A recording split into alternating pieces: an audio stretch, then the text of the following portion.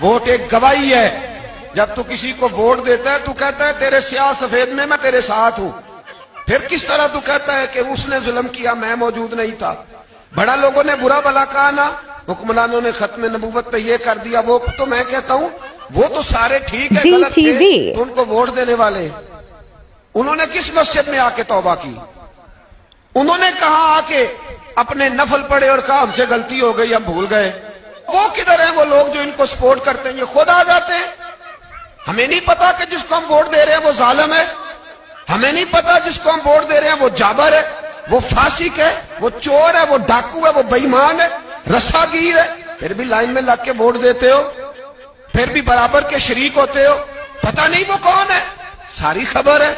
کیا مانگا تھا یزید نے امام حسین سے؟ ووٹ. تو دے دیتے چپ کر کے امام حسین. مسجد نبی میں بھی تو جمعہ پڑھاتے تھے, مسجد نبی میں جمعہ پڑھاتے تھے, مدینہ شریف میں مصطفیٰ کے جانشین تھے. یزید کہتا تھا جو آپ کہیں گے مل جائے گا, پر امام حسین نے فرمایا یہ نہیں ہو سکتا کہ میں مسجد نبی میں نماز پڑھاتا رہوں اور میرے نانا کی امت پر کوئی ظالم مسلط رہے. یہ نہیں ہو سکتا. ووٹ مانگتا تھا, ووٹ. تجھے ووٹ کی قدر کا نہیں پتا؟ امام حسین نے 18 سال کے نوجوان سے لے کر 6 مہینے تک کا علی اصغر قربان کر دیا, پر ظالم کو ووٹ نہیں دیا. تیرا کیسے حوصلہ پڑتا ہے؟ پھر تو 10 محرم کی دیگ بھی پکاتا ہے. کس طرح تیرا حوصلہ پڑتا ہے؟ کس طرح کر کے تیرے اندر ہمت آتی؟ جلال بادشاہی ہو یا جمہوری تماشا ہو, جدا ہو دی سیاست سے تو رہ جاتی ہے چنگیزی. ظالموں کا مددگار بھی ظالم ہوتا ہے, ظالموں کا مددگار بھی. جو بڑے ظالم کے نیچے چھوٹی فوٹو بھی لگوائے, ووٹر اور سپورٹر بنے, وہ نہیں ظالم, وہ نہیں سخت. اور جو اللہ خیر کرے دفتر ہی کھول کے بیٹھ رہے اپنی بیٹھک کے آگے, جلیبیاں بھی کھلائے, میرے کہنے پہ ووٹ دینا, وہ نہیں ظالم.